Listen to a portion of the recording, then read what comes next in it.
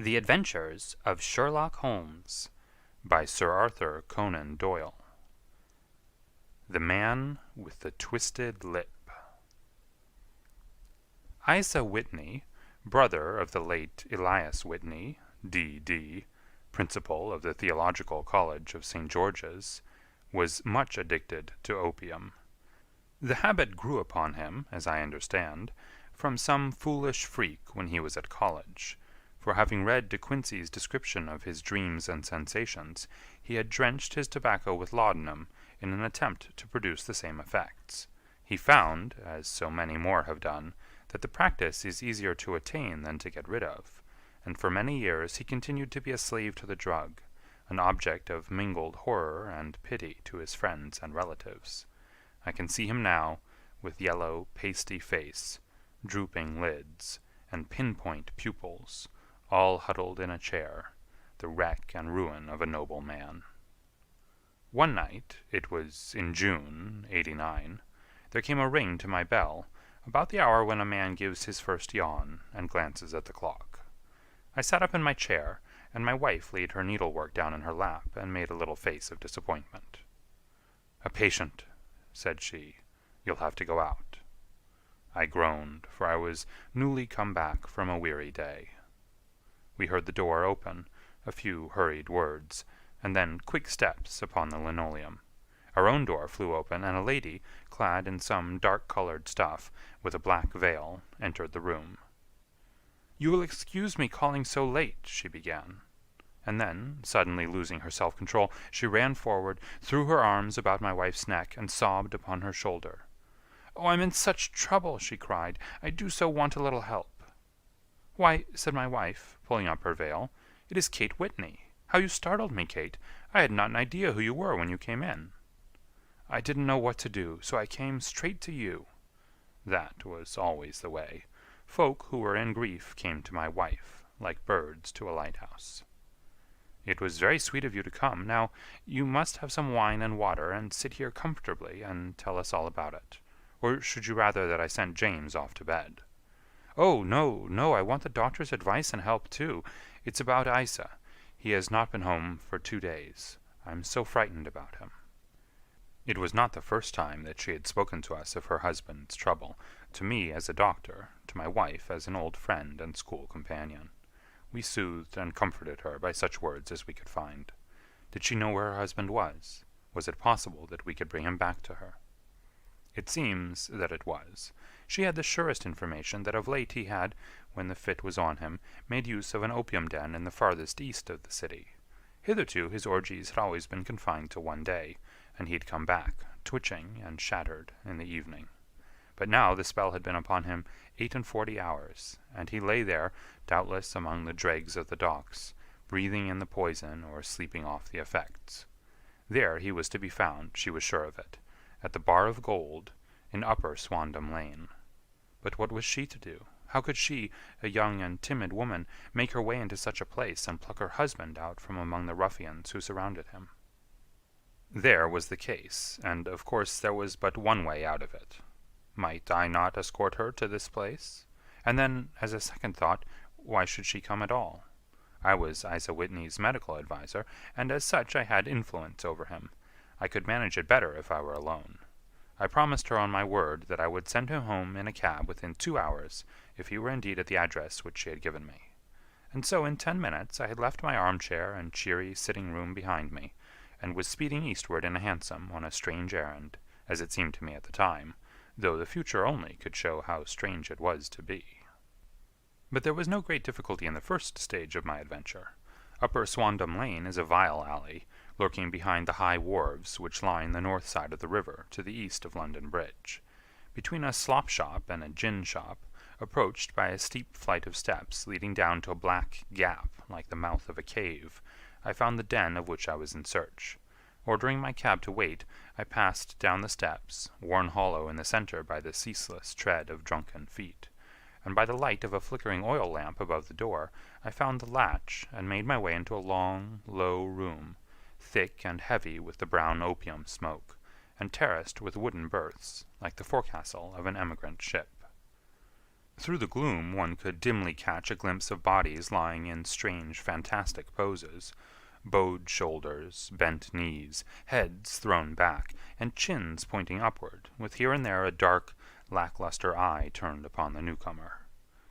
Out of the black shadows there glimmered little red circles of light, now bright, now faint, as the burning poison waxed or waned in the bowls of the metal pipes. The most lay silent, but some muttered to themselves, and others talked together in a strange, low, monotonous voice, their conversation coming in gushes, and then suddenly tailing off into silence, each mumbling out his own thoughts and paying little heed to the words of his neighbor. At the farther end was a small brazier of burning charcoal, beside which, on a three-legged wooden stool, there sat a tall, thin old man, with his jaw resting upon his two fists, and his elbows upon his knees, staring into the fire. As I entered, a sallow Malay attendant had hurried up with a pipe for me and a supply of the drug, beckoning me to an empty berth. "Thank you, I have not come to stay," said I. "There is a friend of mine here, Mr. Isa Whitney, and I wish to speak with him." There was a movement and an exclamation from my right, and peering through the gloom I saw Whitney, pale, haggard, and unkempt, staring out at me. "My God, it's Watson," said he. He was in a pitiable state of reaction, with every nerve in a twitter. "I say, Watson, what o'clock is it?" "Nearly 11." "Of what day?" "Of Friday, June 19th." "Good heavens! I thought it was Wednesday. It is Wednesday. What do you want to frighten a chap for?" He sank his face onto his arms and began to sob in a high treble key.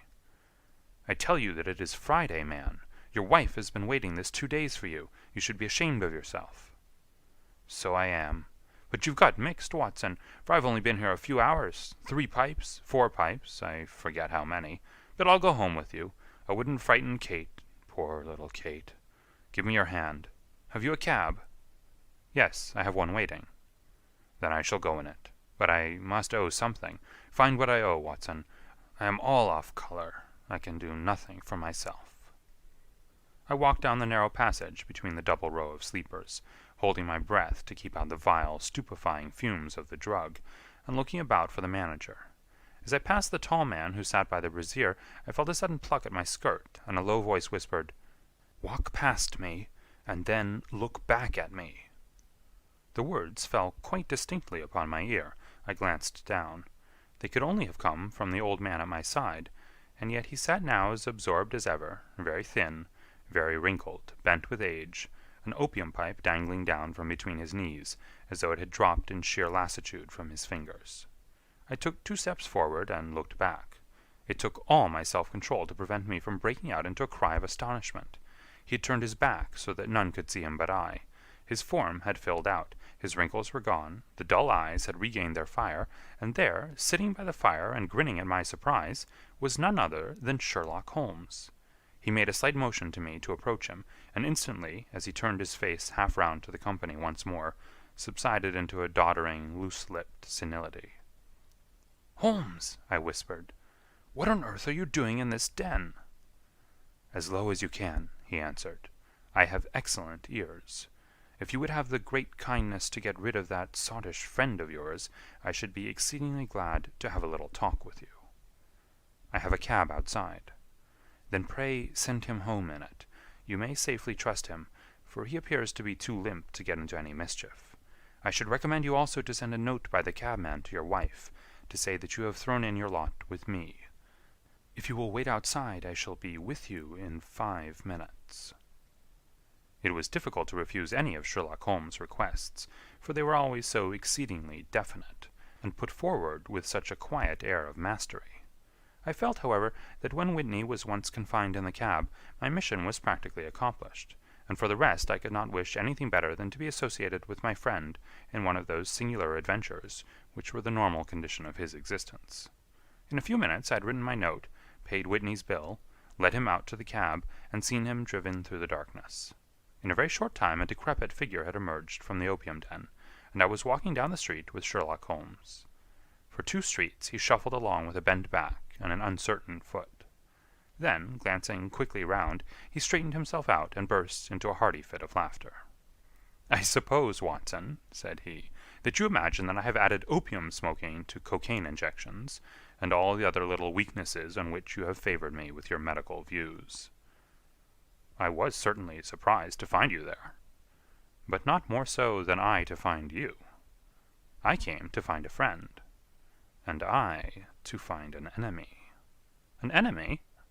Yes, one of my natural enemies, or shall I say, my natural prey. Briefly, Watson, I am in the midst of a very remarkable inquiry, and I have hoped to find a clue in the incoherent ramblings of these sots, as I have done before now. Had I been recognized in that den, my life would not have been worth an hour's purchase, for I have used it before now for my own purposes, and the rascally Lascar who runs it has sworn to have vengeance upon me. There is a trapdoor at the back of that building, near the corner of Paul's Wharf, which could tell some strange tales of what has passed through it upon the moonless nights. What? You do not mean bodies? Aye, bodies, Watson. We should be rich men if we had £1,000 for every poor devil who'd been done to death in that den. It is the vilest murder trap on the whole riverside, and I fear that Neville St. Clair has entered it, never to leave it more. But our trap should be here. He put his 2 forefingers between his teeth and whistled shrilly, a signal which was answered by a similar whistle from the distance, followed shortly by the rattle of wheels and the clink of horses' hoofs. Now, Watson, said Holmes, as a tall dog-cart dashed up through the gloom, throwing out 2 golden tunnels of yellow light from its side lanterns. You'll come with me, won't you? If I can be of use. Oh, a trusty comrade is always of use, and a chronicler still more so. My room at the Cedars is a double-bedded one. The Cedars? Yes, that is Mr. St. Clair's house. I am staying there while I conduct the inquiry. Where is it, then? Near Lee, in Kent. We have a 7-mile drive before us. But I am all in the dark. Of course you are.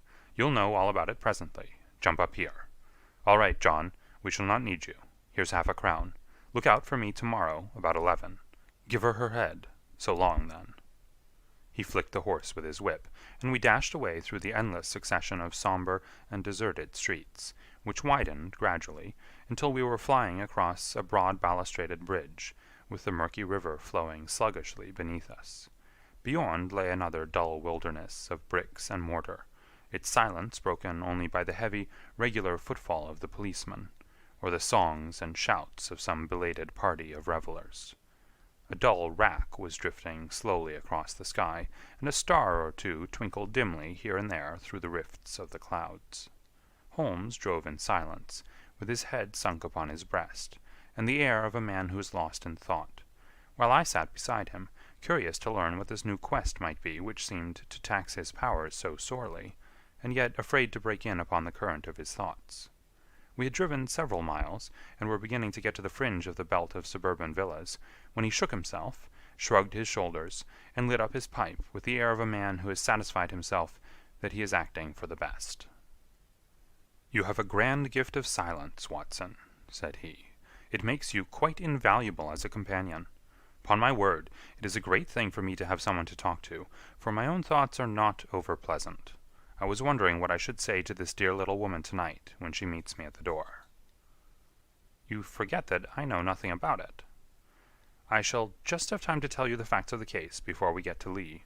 It seems absurdly simple, and yet somehow I can get nothing to go upon. There's plenty of thread, no doubt, but I can't get the end of it into my hand.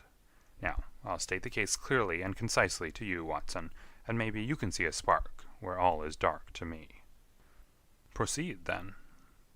Some years ago, to be definite in May 1884, there came to Lee a gentleman, Neville St. Clair by name, who appeared to have plenty of money.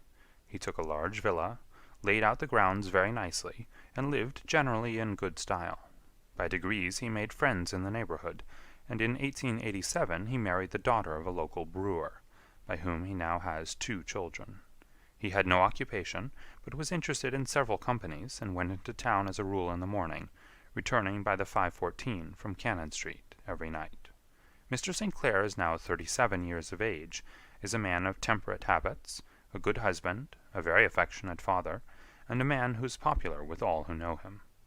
I may add that his whole debts at the present moment, as far as we've been able to ascertain, amount to £88 10s, while he has £220 standing to his credit in the Capital and Counties Bank. There is no reason, therefore, to think that money troubles have been weighing upon his mind. Last Monday, Mr. Neville St. Clair went into town rather earlier than usual, remarking before he started that he had 2 important commissions to perform, and that he would bring his little boy home a box of bricks. Now, by the merest chance, his wife received a telegram upon this same Monday, very shortly after his departure, to the effect that a small parcel of considerable value, which she had been expecting, was waiting for her at the offices of the Aberdeen Shipping Company. Now, if you are well up in your London, you will know that the office of the company is in Fresno Street, which branches out of Upper Swandam Lane, where you found me tonight. Mrs. St. Clair had her lunch, started for the city, did some shopping, proceeded to the company's office, got her packet, and found herself at exactly 4:35 walking through Swandam Lane on her way back to the station. Have you followed me so far? It is very clear. If you remember, Monday was an exceedingly hot day, and Mrs. St. Clair walked slowly, glancing about in the hope of seeing a cab, as she did not like the neighborhood in which she found herself. While she was walking in this way down Swandam Lane, she suddenly heard an ejaculation or cry, and was struck cold to see her husband looking down at her, and, as it seemed to her, beckoning to her from a second-floor window. The window was open, and she distinctly saw his face, which she describes as being terribly agitated. He waved his hands frantically to her, and then vanished from the window so suddenly that it seemed to her that he had been plucked back by some irresistible force from behind. One singular point, which struck her quite feminine eye, was that although he wore some dark coat, such as he had started to town in, he had on neither collar nor necktie. Convinced that something was amiss with him, she rushed down the steps, for the house was none other than the opium den in which you found me tonight, and running through the front room she attempted to ascend the stairs which led to the first floor. At the foot of the stairs, however, she met this Lascar scoundrel of whom I have spoken, who thrust her back and, aided by a Dane, who acts as assistant there, pushed her out into the street. Filled with the most maddening doubts and fears, she rushed down the lane, and by rare good fortune met in Fresno Street a number of constables with an inspector, all on their way to their beat. The inspector and 2 men accompanied her back, and in spite of the continued resistance of the proprietor, they made their way up to the room in which Mr. St. Clair had last been seen. There was no sign of him there. In fact, in the whole of that floor there was no one to be seen, save a crippled wretch of hideous aspect, who, it seems, made his home there. Both he and the Lascar stoutly swore that no one else had been in the front room during the afternoon. So determined was their denial that the inspector was staggered, and had almost come to believe that Mrs. St. Clair had been deluded, when, with a cry, she sprang at a small deal-box which lay upon the table and tore the lid from it. Out there fell a cascade of children's bricks. It was the toy which he had promised to bring home. This discovery, and the evident confusion which the cripple showed, made the inspector realize that the matter was serious. The rooms were carefully examined, and results all pointed to an abominable crime. The front room was plainly furnished as a sitting-room, and led into a small bedroom, which looked out upon the back of one of the wharves. Between the wharf and the bedroom window is a narrow strip, which is dry at low tide, but is covered at high tide with at least 4½ feet of water. The bedroom window was a broad one, and opened from below. On examination, traces of blood were to be seen upon the window-sill, and several scattered drops were visible upon the wooden floor of the bedroom. Thrust away behind a curtain, in the front room, were all the clothes of Mr. Neville St. Clair, with the exception of his coat. His boots, his socks, his hat, and his watch, all were there. There were no signs of violence upon any of these garments, and there were no other traces of Mr. Neville St. Clair. Out of the window he must apparently have gone, for no other exit could be discovered, and the ominous bloodstains upon the sill gave little promise that he could save himself by swimming, for the tide was at its very highest at the moment of the tragedy. And now as to the villains who seemed to be immediately implicated in the matter. The Lascar was known to be a man of the vilest antecedents, but as, by Mrs. St. Clair's story, he was known to have been at the foot of the stair within a very few seconds of her husband's appearance at the window, he could hardly have been more than an accessory to the crime. His defense was one of absolute ignorance, and he protested that he had no knowledge as to the doings of Hugh Boone, his lodger, and that he could not account in any way for the presence of the missing gentleman's clothes. So much for the Lascar manager. Now for this sinister cripple who lives upon the second floor of the opium den, and who was certainly the last human being whose eyes rested upon Neville St. Clair. His name is Hugh Boone, and his hideous face is one which is familiar to every man who goes much to the city. He is a professional beggar, though in order to avoid the police regulations, he pretends to a small trade in wax vestas. Some little distance down Threadneedle Street, upon the left-hand side, there is, as you may have remarked, a small angle in the wall. Here it is that this creature takes his daily seat, cross-legged with his tiny stock of matches on his lap, and as he is a piteous spectacle, a small rain of charity descends into the greasy leather cap which lies upon the pavement beside him. I have watched the fellow more than once before ever I thought of making his professional acquaintance, and I have been surprised at the harvest which he has reaped in a short time. His appearance, you see, is so remarkable that no one can pass him without observing him. A shock of orange hair, a pale face disfigured by a horrible scar, which by its contraction has turned up the outer edges of his upper lip, a bulldog chin, and a pair of very penetrating dark eyes, which present a singular contrast to the color of his hair, all mark him out from amid the common crowd of mendicants, and so too does his wit, for he is ever ready with a reply to any piece of chaff which may be thrown at him by the passers-by. This is the man whom we now learn to have been the lodger at the opium den, and to have been the last man to see the gentleman of whom we are in quest. But a cripple, said I, what could he have done single-handed against a man in the prime of life? He is a cripple in the sense that he walks with a limp, but in other respects he appears to be a powerful and well-nurtured man. Surely your medical experience would tell you, Watson, that weakness in one limb is often compensated for by exceptional strength in the others. Pray, continue your narrative.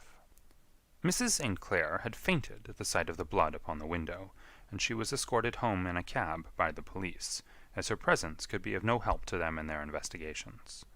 Inspector Barton, who had charge of the case, made a very careful examination of the premises, but without finding anything which threw any light upon the matter. One mistake had been made in not arresting Boone instantly, as he was allowed some few minutes during which he might have communicated with his friend the Lascar. But this fault was soon remedied, and he was seized and searched, without anything being found which could incriminate him. There were, it is true, some blood-stains upon his right shirt-sleeve, but he pointed to his ring finger, which had been cut near the nail, and explained that the bleeding came from there, adding that he had been to the window not long before, and that the stains which had been observed there came doubtless from the same source. He denied strenuously having ever seen Mr. Neville St. Clair, and swore that the presence of the clothes in his room was as much a mystery to him as to the police. As to Mrs. St. Clair's assertion that she had actually seen her husband at the window, he declared that she must have been either mad or dreaming. He was removed, loudly protesting, to the police station, while the inspector remained upon the premises in the hope that the ebbing tide might afford some fresh clue. And it did, though they hardly found upon the mud-bank what they had feared to find.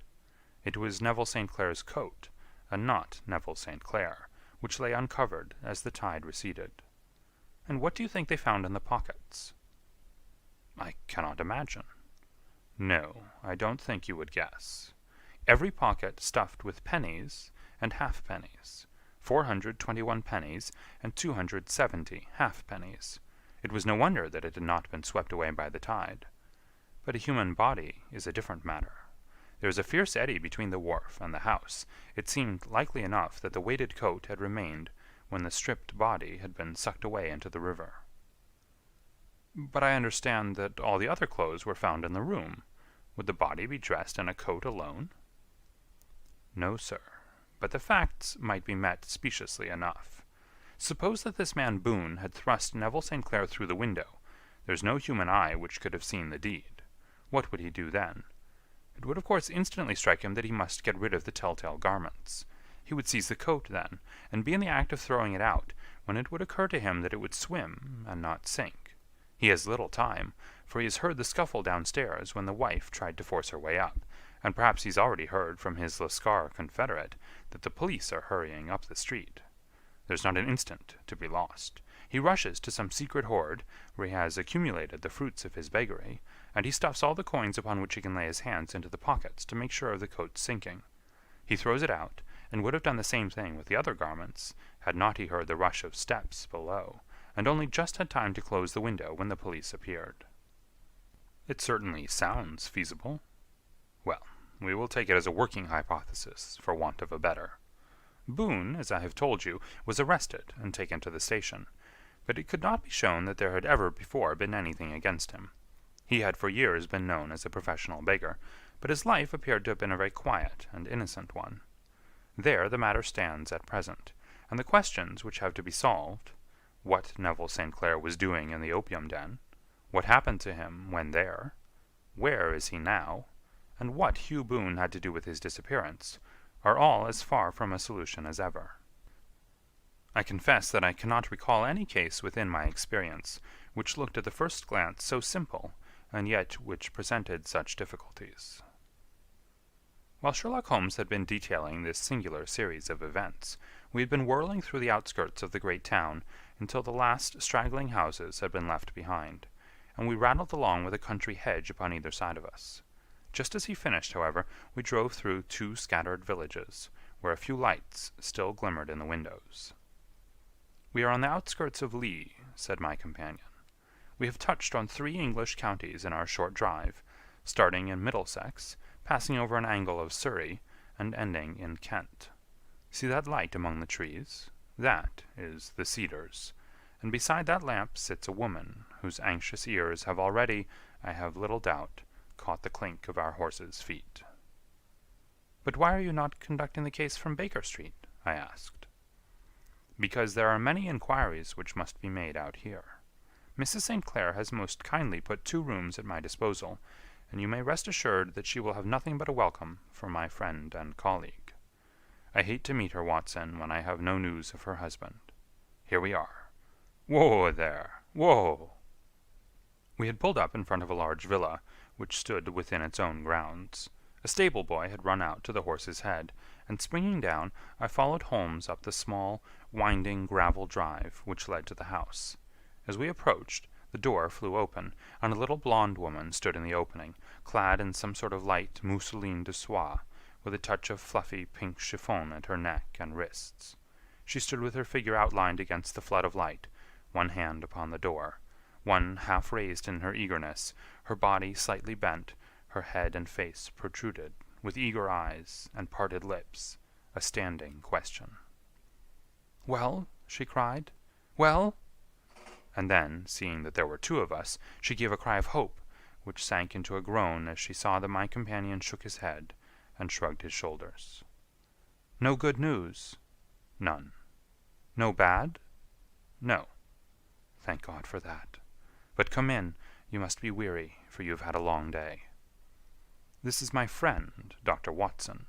He's been of most vital use to me in several of my cases, and a lucky chance has made it possible for me to bring him out and associate him with this investigation."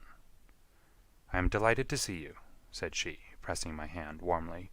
"You will, I am sure, forgive anything that may be wanting in our arrangements, when you consider the blow which has come so suddenly upon us."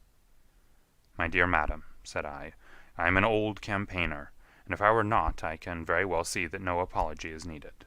If I can be of any assistance, either to you or to my friend here, I shall be indeed happy." "Now, Mr. Sherlock Holmes," said the lady, as we entered a well-lit dining-room, upon the table of which a cold supper had been laid out, "I should very much like to ask you 1 or 2 plain questions, to which I beg that you will give a plain answer." "Certainly, madam." "Do not trouble about my feelings. I am not hysterical, nor given to fainting.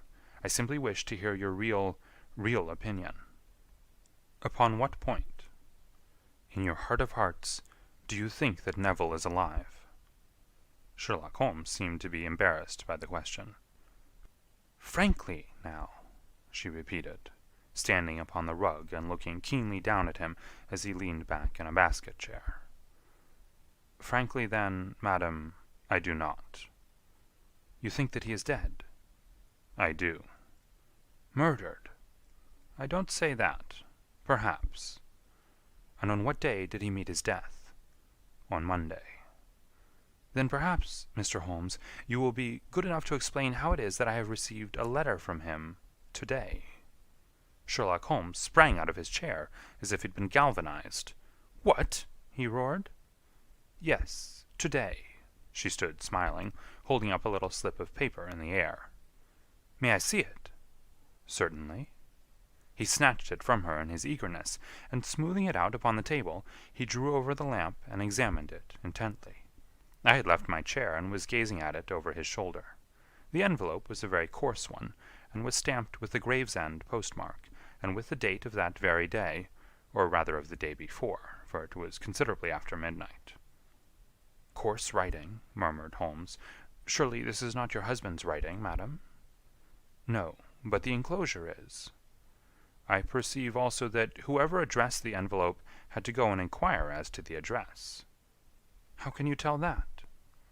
The name, you see, is in perfectly black ink, which has dried itself. The rest is of the grayish color, which shows that blotting paper has been used. If it had been written straight off, and then blotted, none would be of a deep black shade. This man has written the name, and there has then been a pause before he wrote the address, which can only mean that he was not familiar with it. It is, of course, a trifle, but there is nothing so important as trifles. Let us now see the letter. Ha! There's been an enclosure here. Yes, there was a ring, his signet ring. And you are sure that this is your husband's hand? One of his hands? One? His hand when he wrote hurriedly. It is very unlike his usual writing, and yet I know it well. Dearest, do not be frightened.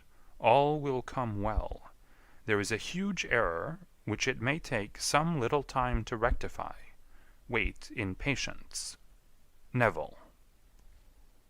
Written in pencil upon the fly-leaf of a book, octavo size, no watermark. Posted today in Gravesend by a man with a dirty thumb.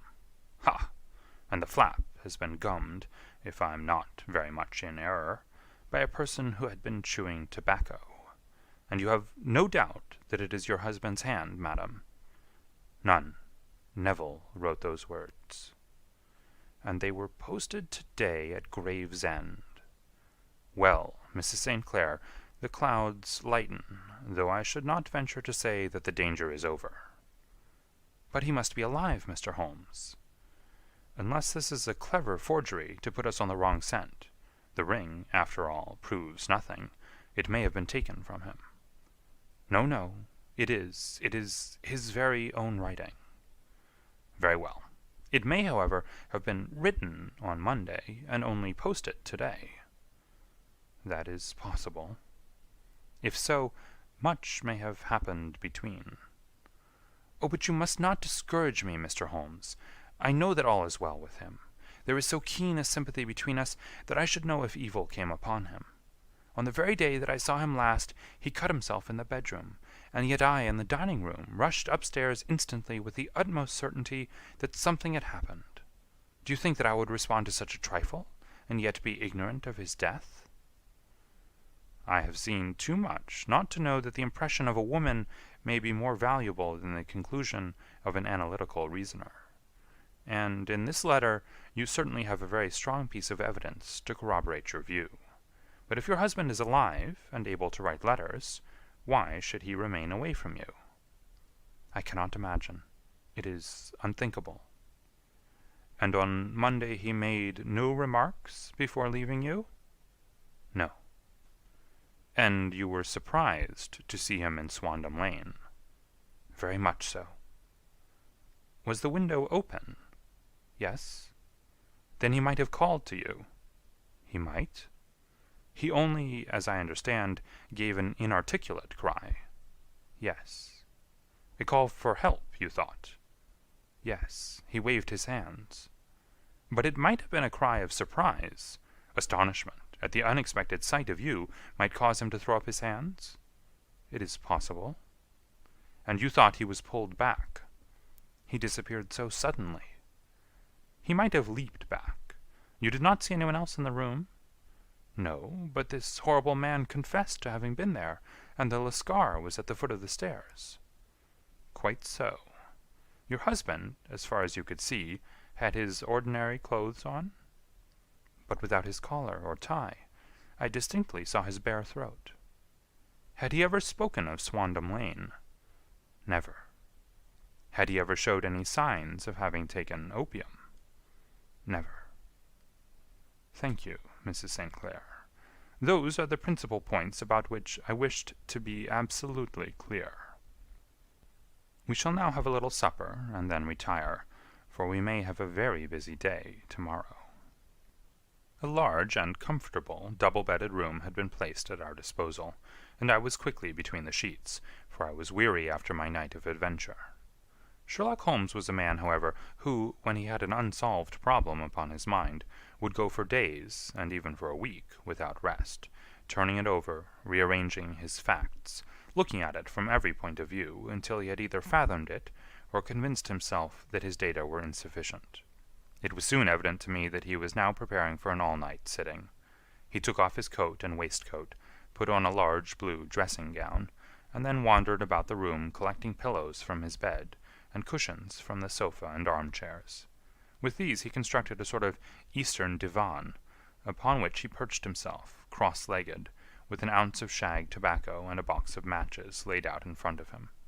In the dim light of the lamp I saw him sitting there, an old briar pipe between his lips, his eyes fixed vacantly upon the corner of the ceiling, the blue smoke curling up from him, silent, motionless, with the light shining upon his strong-set, aquiline features. So he sat as I dropped off to sleep, and so he sat when a sudden ejaculation caused me to wake up, and I found the summer sun shining into the apartment. The pipe was still between his lips, the smoke still curled upward, and the room was full of a dense tobacco haze, but nothing remained of the heap of shag which I had seen upon the previous night. "Awake, Watson?" he asked. "Yes." "Game for a morning drive?" "Certainly." "Then dress. No one is stirring yet, but I know where the stable-boy sleeps, and we shall soon have the trap out." He chuckled to himself as he spoke, his eyes twinkled, and he seemed a different man to the sombre thinker of the previous night. As I dressed, I glanced at my watch. It was no wonder that no one was stirring. It was 25 minutes past 4. I'd hardly finished when Holmes returned with the news that the boy was putting in the horse. "I want to test a little theory of mine," said he, pulling on his boots. "I think, Watson, that you are now standing in the presence of one of the most absolute fools in Europe. I deserve to be kicked from here to Charing Cross, but I think I have the key of the affair now." "And where is it?" I asked, smiling. "In the bathroom," he answered. "Oh, yes, I'm not joking," he continued, seeing my look of incredulity. "I have just been there, and I have taken it out, and I have got it in this Gladstone bag. Come on, my boy, and we shall see whether it will not fit the lock." We made our way downstairs as quietly as possible, and out into the bright morning sunshine. In the road stood our horse and trap, with the half-clad stable-boy waiting at the head. We both sprang in, and away we dashed down the London road. A few country carts were stirring, bearing in vegetables to the metropolis, but the lines of villas on either side were as silent and lifeless as some city in a dream. "It has been in some points a singular case," said Holmes, flicking the horse on into a gallop. "I confess that I have been as blind as a mole, but it is better to learn wisdom late than never to learn it at all." In town, the earliest risers were just beginning to look sleepily from their windows as we drove through the streets of the Surrey side. Passing down the Waterloo Bridge Road, we crossed over the river, and dashing up Wellington Street, wheeled sharply to the right, and found ourselves in Bow Street. Sherlock Holmes was well known to the force, and the two constables at the door saluted him. One of them held the horse's head, while the other led us in. "Who's on duty?" asked Holmes. "Inspector Bradstreet, sir." "Ah, Bradstreet, how are you?" A tall, stout official had come down the stone-flagged passage, in a peaked cap and frogged jacket. "I wish to have a quiet word with you, Bradstreet." "Certainly, Mr. Holmes. Step into my room here." It was a small, office-like room, with a huge ledger upon the table and a telephone projecting from the wall. The inspector sat down at his desk. "What can I do for you, Mr. Holmes?" "I called about that beggarman, Boone, the one who was charged with being concerned in the disappearance of Mr. Neville St. Clair, of Lee." "Yes, he was brought up and remanded for further inquiries." "So I heard. You have him here?" "In the cells." "Is he quiet?"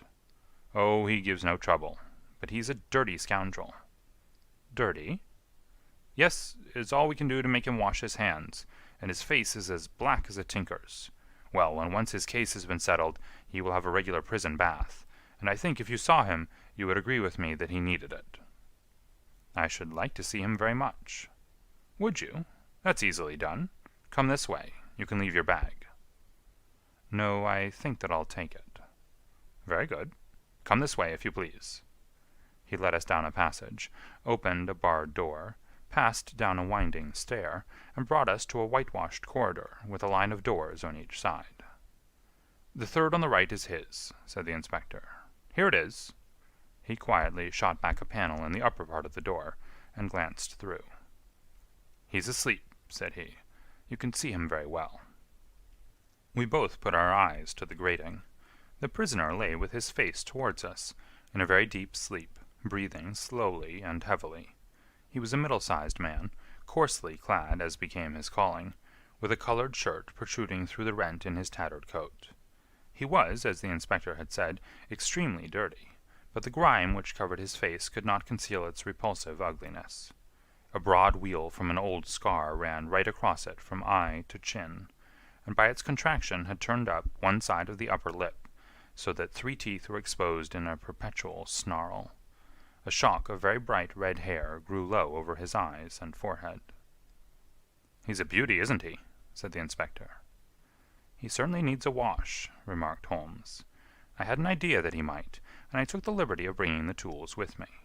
He opened the Gladstone bag as he spoke, and took out, to my astonishment, a very large bath sponge. You're a funny one," chuckled the inspector. "Now, if you will have the great goodness to open that door very quietly, we will soon make him cut a much more respectable figure." "Well, I don't know why not," said the inspector. "He doesn't look a credit to the Bow Street cells, does he?" He slipped his key into the lock, and we all very quietly entered the cell. The sleeper half turned, and then settled down once more into a deep slumber. Holmes stooped to the water jug, moistened his sponge, and then rubbed it twice vigorously across and down the prisoner's face. "Let me introduce you," he shouted, "to Mr. Neville St. Clair, of Lee, in the county of Kent." Never in my life have I seen such a sight. The man's face peeled off under the sponge like the bark from a tree. Gone was the coarse brown tint. Gone, too, was the horrid scar which had seamed it across, and the twisted lip which had given the repulsive sneer to the face. A twitch brought away the tangled red hair, and there, sitting up in his bed, was a pale, sad-faced, refined-looking man, black-haired and smooth-skinned, rubbing his eyes and staring about him with sleepy bewilderment. Then, suddenly realizing the exposure, he broke into a scream and threw himself down with his face to the pillow. "Great heavens!" cried the inspector. "It is, indeed, the missing man. I know him from the photograph." The prisoner turned with the reckless air of a man who abandons himself to his destiny. "Be it so," said he. "And pray, what am I charged with?" "With making away with Mr. Neville St. "Oh, come, you can't be charged with that unless they make a case of attempted suicide of it," said the inspector with a grin. "Well, I've been 27 years in the force, but this really takes the cake." "If I am Mr. Neville St. Clair, then it is obvious that no crime has been committed, and that therefore I am illegally detained." "No crime, but a very great error has been committed," said Holmes. "You would have done better to have trusted your wife." "It was not the wife, it was the children," groaned the prisoner. "God help me, I would not have them ashamed of their father. My God, what an exposure! What can I do?" Sherlock Holmes sat down beside him on the couch, and patted him kindly on the shoulder. "If you leave it to a court of law to clear the matter up," said he, "of course you can hardly avoid publicity. On the other hand, if you convince the police authorities that there is no possible case against you, I do not know that there is any reason that the details should find their way into the papers. Inspector Bradstreet would, I am sure, make notes upon anything which you might tell us, and submit it to the proper authorities. The case would then never go into court at all." "God bless you!" cried the prisoner, passionately. "I would have endured imprisonment, aye, even execution, rather than have left my miserable secret as a family blot to my children. You are the first who have ever heard my story. My father was a schoolmaster in Chesterfield, where I received an excellent education. I travelled in my youth, took to the stage, and finally became a reporter on an evening paper in London. One day my editor wished to have a series of articles upon begging in the metropolis, and I volunteered to supply them. There was the point from which all my adventures started. It was only by trying begging as an amateur that I could get the facts upon which to base my articles. When an actor, I had, of course, learned all the secrets of making up, and had been famous in the green room for my skill. I took advantage now of my attainments. I painted my face, and to make myself as pitiable as possible, I made a good scar, and fixed one side of my lip in a twist by the aid of a small slip of flesh-colored plaster. Then, with a red head of hair, and an appropriate dress, I took my station in the business part of the city, ostensibly as a match-seller, but really as a beggar. For 7 hours I plied my trade, and when I returned home in the evening, I found to my surprise that I had received no less than 26 shillings and fourpence. I wrote my articles, and thought little more of the matter, until some time later I backed a bill for a friend, and had a writ served upon me for £25. I was at my wit's end where to get the money, but a sudden idea came to me.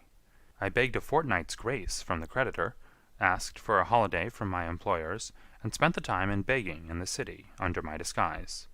In 10 days I had the money, and had paid the debt. Well, you can imagine how hard it was to settle down to arduous work at £2 a week, when I knew that I could earn as much in a day by smearing my face with a little paint, laying my cap on the ground, and sitting still. It was a long fight between my pride and the money, but the dollars won at last, and I threw up reporting and sat day after day in the corner which I had first chosen, inspiring pity by my ghastly face, and filling my pockets with coppers. Only one man knew my secret. He was the keeper of a low den in which I used to lodge in Swandam Lane, where I could every morning emerge as a squalid beggar, and in the evenings transform myself into a well-dressed man about town. This fellow, a Lascar, was well paid by me for his rooms, so that I knew that my secret was safe in his possession. Well, very soon I found that I was saving considerable sums of money. I do not mean that any beggar in the streets of London could earn £700 a year, which is less than my average takings, but I had exceptional advantages in my power of making up, and also in a facility of repartee, which improved by practice and made me quite a recognized character in the city. All day a stream of pennies, varied by silver, poured in upon me, and it was a very bad day in which I failed to take £2. As I grew richer I grew more ambitious, took a house in the country, and eventually married, without anyone having a suspicion as to my real occupation. My dear wife knew that I had business in the city. She little knew what. Last Monday I had finished for the day, and was dressing in my room above the opium den, when I looked out of my window and saw, to my horror and astonishment, that my wife was standing in the street, with her eyes fixed full upon me. I gave a cry of surprise, threw up my arms to cover my face, and rushing to my confidant, the Lascar, entreated him to prevent anyone from coming up to me. I heard her voice downstairs, but I knew that she could not ascend. Swiftly I threw off my clothes, pulled on those of a beggar, and put on my pigments and wig. Even a wife's eyes could not pierce so complete a disguise. But then it occurred to me that there might be a search in the room, and that the clothes might betray me. I threw open the window, reopening by my violence a small cut which I had inflicted upon myself in the bedroom that morning.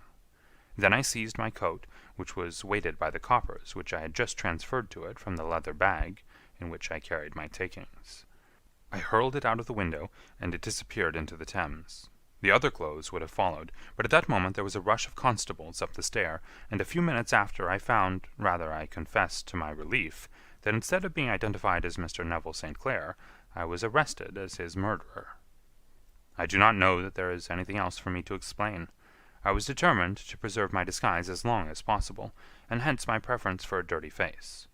Knowing that my wife would be terribly anxious, I slipped off my ring and confided it to the Lascar at a moment when no constable was watching me, together with a hurried scrawl telling her that she had no cause to fear. "That note only reached her yesterday," said Holmes. "Good God! What a week she must have spent!" "The police have watched this Lascar," said Inspector Bradstreet, "and I can quite understand that he might find it difficult to post a letter unobserved. Probably he handed it to some sailor customer of his, who forgot all about it for some days." "That was it," said Holmes, nodding approvingly. "I have no doubt of it. But have you never been prosecuted for begging?" "Many times. But what was a fine to me?" "It must stop here, however," said Bradstreet. "If the police are to hush this thing up, there must be no more of Hugh Boone." "I have sworn it by the most solemn oaths which a man can take." "In that case, I think that it is probable that no further steps may be taken. But if you are found again, then all must come out. I am sure, Mr. Holmes, that we are very much indebted to you for having cleared the matter up. I wish I knew how you reached your results." "I reached this one," said my friend, "by sitting upon 5 pillows and consuming an ounce of shag. I think, Watson, that if we drive to Baker Street we shall just be in time for breakfast." The end.